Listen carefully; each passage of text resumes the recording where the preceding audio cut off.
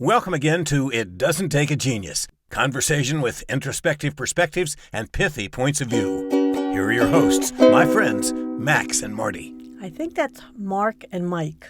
Yeah, whatever. Ramsey!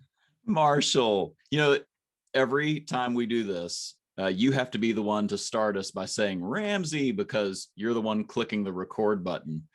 But now we have this magical voice that tells us that the recording has started. So I could start just saying Marshall, but maybe we just need to stick with the formula. I don't know. Right. Well, it's working so well for both our listeners. So, right. My whole goal, the whole point of this thing is to build your name recognition. So when this does take off, you won't be able to walk down the street. People will just be shouting at the top of their lungs, Ramsey. I did have somebody just yesterday offer to get us in their stable of podcasts. I meant to tell you about this. Ooh. So stay tuned.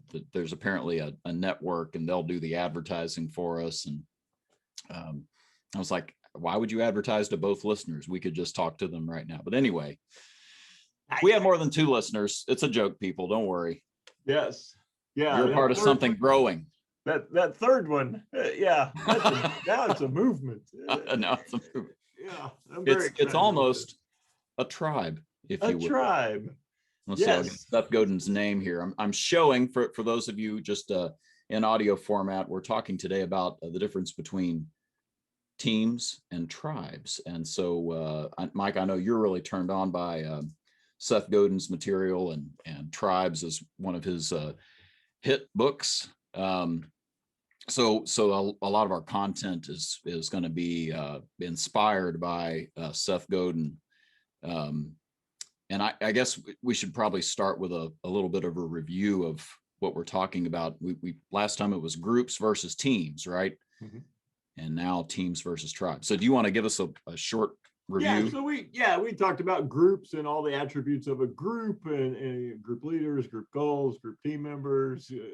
And then we talked about what are the attributes of a team. And what we found was the team has all the attributes of a group with one exception. And that was interdependency. A group, individual members can join, they can fail, they can succeed, and it may or may not affect the group. With the team, with interdependency, if one person on the team is not doing well, then it negatively impacts the entire team. Mm. And so this belief that we're all in this together, and so.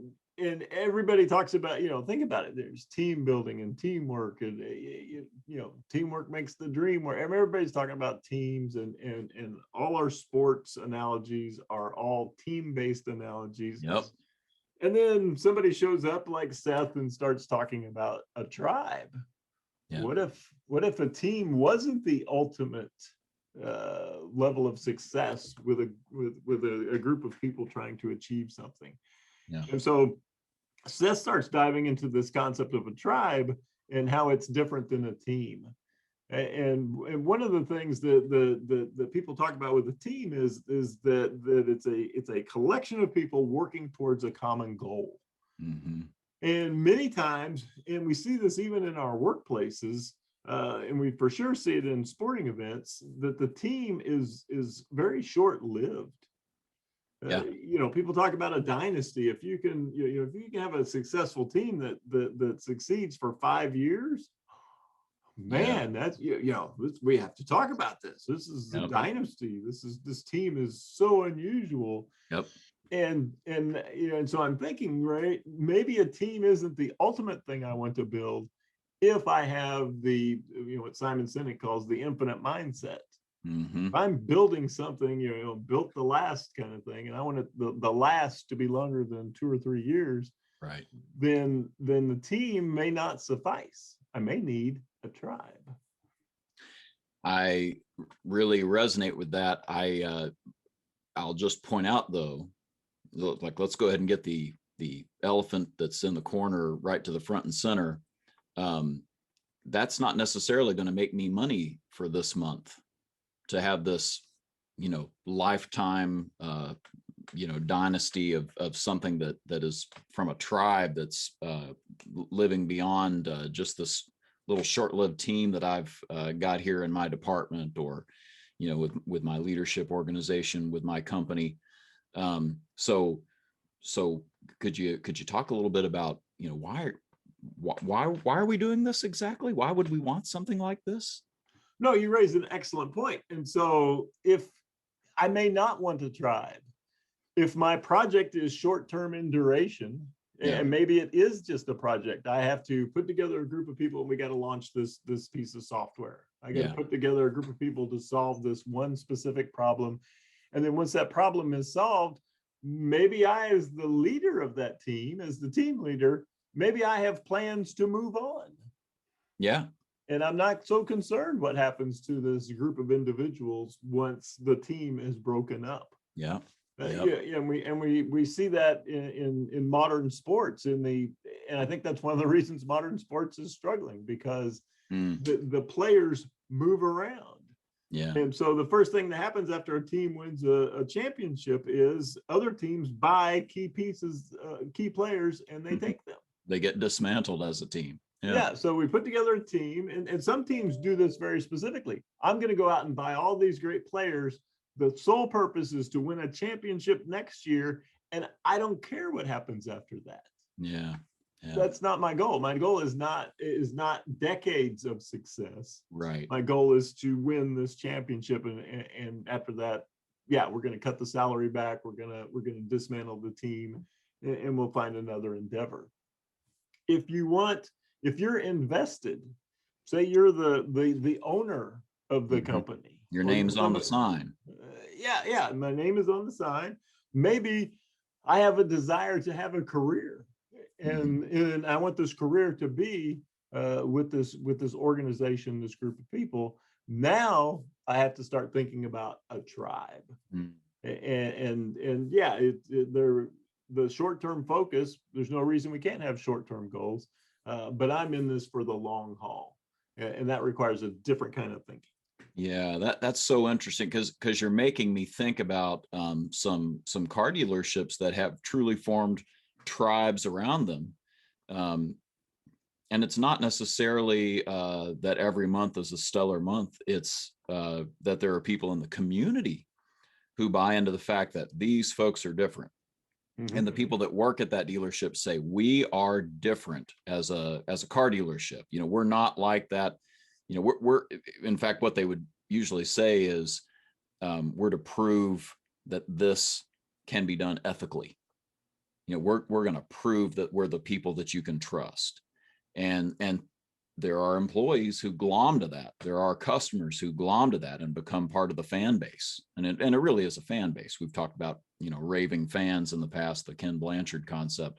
And I guess Tribes is at least adjacent to that idea as well. Oh, definitely. So one of the key elements of a tribe, as Seth Godin talks about it, is it's a collection of people who know why they are together. Yeah. And so there's this bigger why, and then, like you're talking about, the people outside of the tribe also know why this tribe exists and why these people are together. Right. And if I share their why, if I'm attracted to, I believe what they believe in, then I'm attracted to this tribe, and I will spend my money, I will spend my time with this tribe. And so, the tribe, when you're in the tribe, it's not a mass thing. We're looking for true believers. We were looking for these people who eat, sleep, and drink the tribe. Yeah, they get it. Yeah, and the customers are attracted to that. Yeah. And so, one of the things that Seth talks about is that a tribe wants to change something. And so tribes exist to change something. And so when you think about, why have we gathered this group of people together, what is it that we're trying to change? And I have organizations I deal with. They don't want to be like anybody else that's in the same line of business. They want to do it differently. Right. And in turn, that galvanizes the tribe, and people are like, okay, this is why we're here, right? We're going to disrupt the status quo. You think about, the stories around Apple when it first started, Mhm. and sequestering a group, putting a pirate flag above the building, Yep. and saying, we're pirates. Yep. We're not going to be like all those other guys. Right. And in turn, they created an internal tribe and then an external tribe of customers, and Yeah. they've done fairly well. They seem to be doing okay for themselves. That's But right. but it is funny that you say that about the external versus the internal tribe, because the external tribe really, in many cases, are not just buying from you, they're working for you. They're putting the Apple sticker on the back of their car. They're, fill in the blank. I'm remembering the early days of Napster. You remember Napster? Oh, Where you could yeah. just get music for free. It's just this whole thing called MP3s that you could download. It was a fascinating time. And, of course, there was a debate at the time about digital rights management and, was this legal to do? Bottom line is there were some artists who saw that as a platform to find that tribe. And I remember specifically, my dad years ago did work for Saab, and he was in Sweden, and so he brought me back a Swedish rock album, and I really liked it. It was a band called Kent, and I went on to Napster and I downloaded some of their songs. Well, Napster had this instant messenger, sort of feature towards the end of their days. And this Swedish Kent fan saw that I had downloaded, and he sent me a message like, yay, we're, you get it too. We're in the same tribe. I was like, yeah, I actually just have the one album. And I'll never forget, because he said, why do you just have one album? Like he was offended, right? Like, whoa, I thought we were bought in here, buddy. And so there were people like that. There was another artist named Ed Harcourt. His debut was a fairly limited edition EP, just this short, I can't remember, it was like 5 tracks, Maplewood. And I read about it in a music magazine that was sort of an obscure, magazine over here in the States. And I was interested. I go on to Napster, I download this EP, and I bought every album he made after that. It was like one a year, and I was still buying them because it was just so different from everything else that I'd heard. Well, he just had the 20th anniversary of the debut album, 20th anniversary, and he did a Facebook concert last week.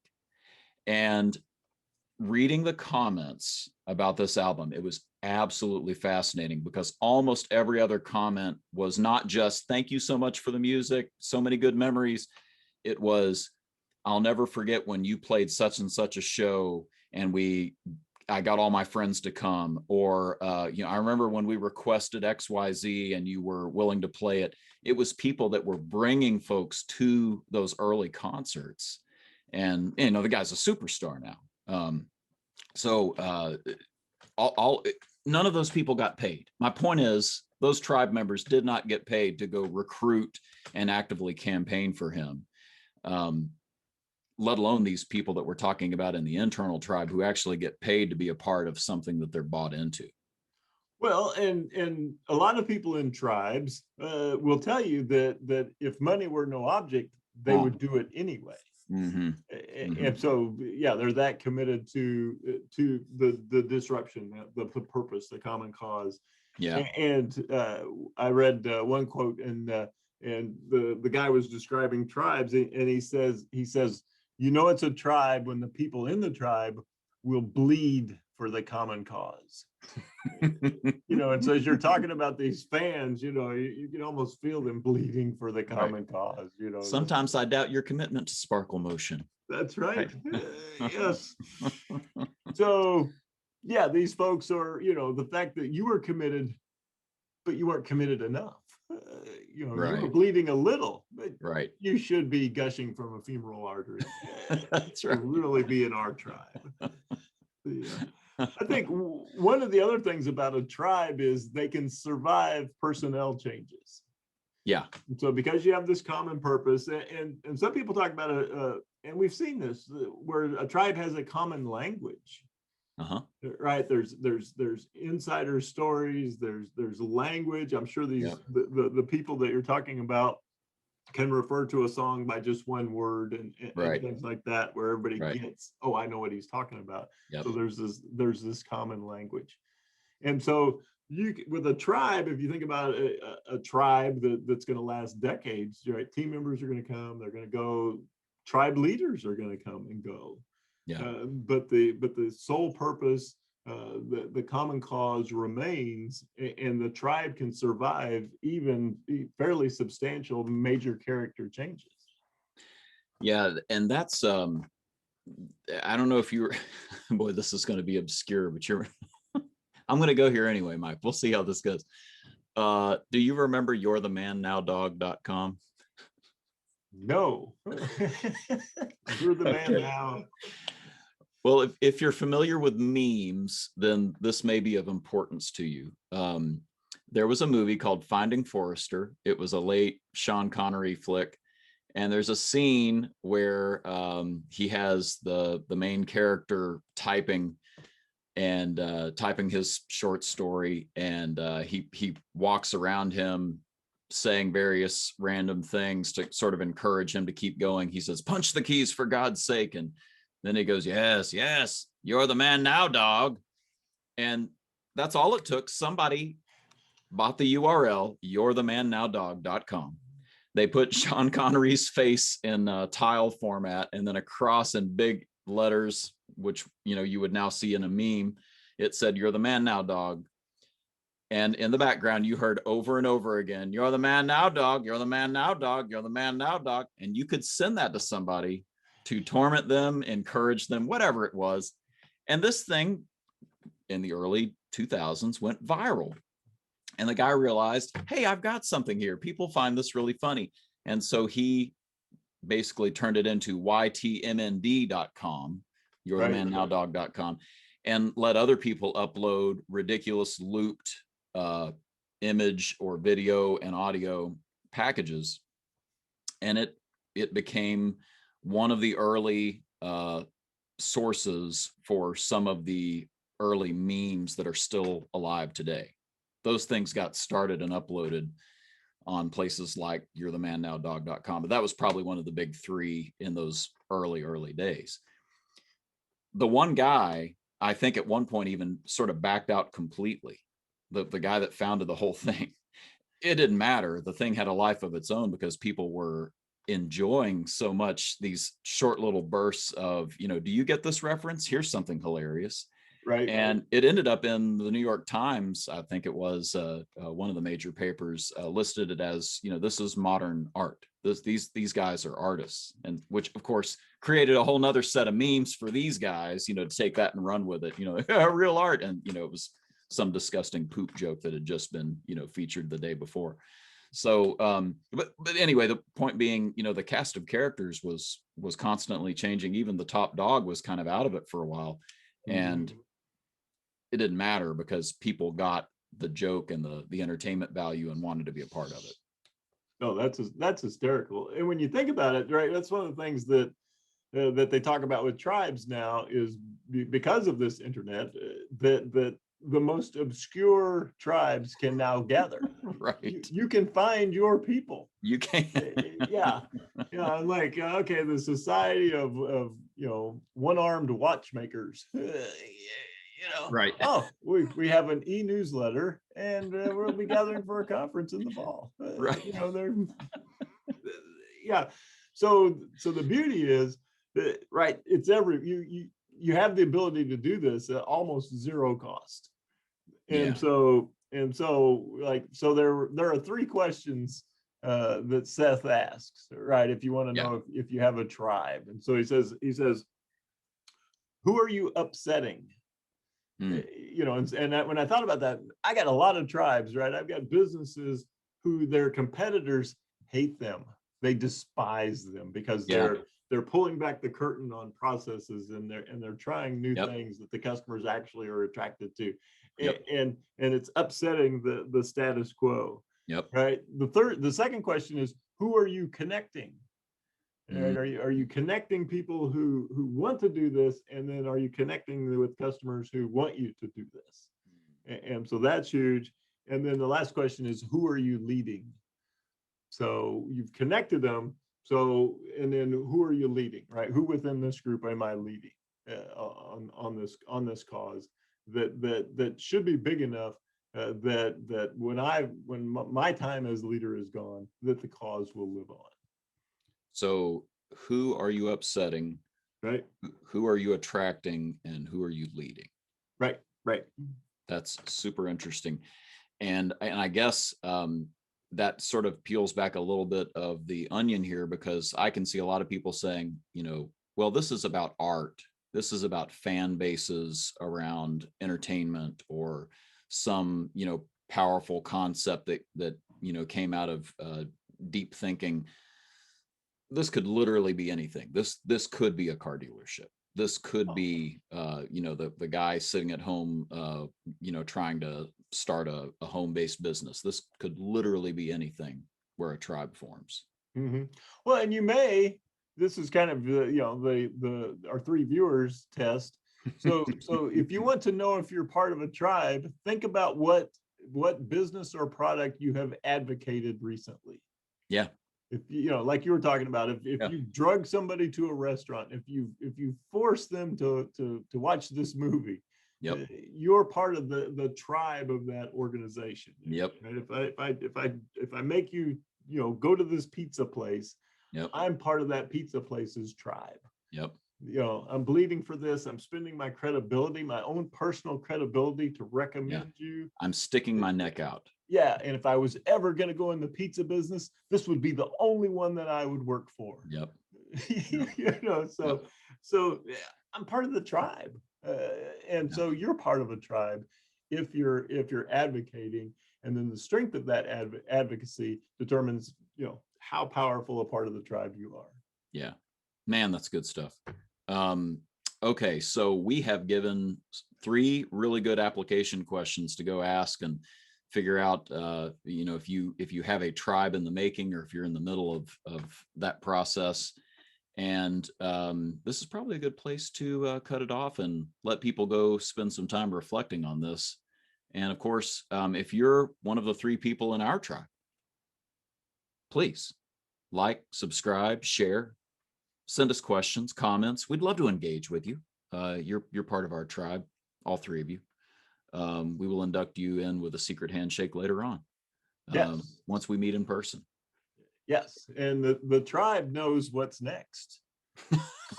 So let's hear What a good transition. some words from our announcer.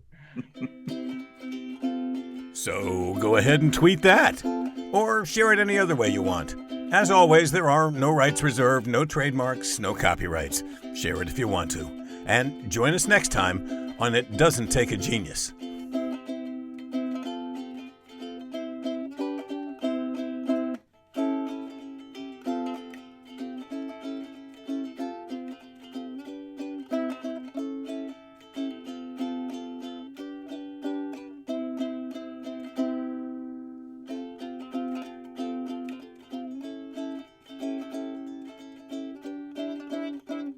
That's good enough.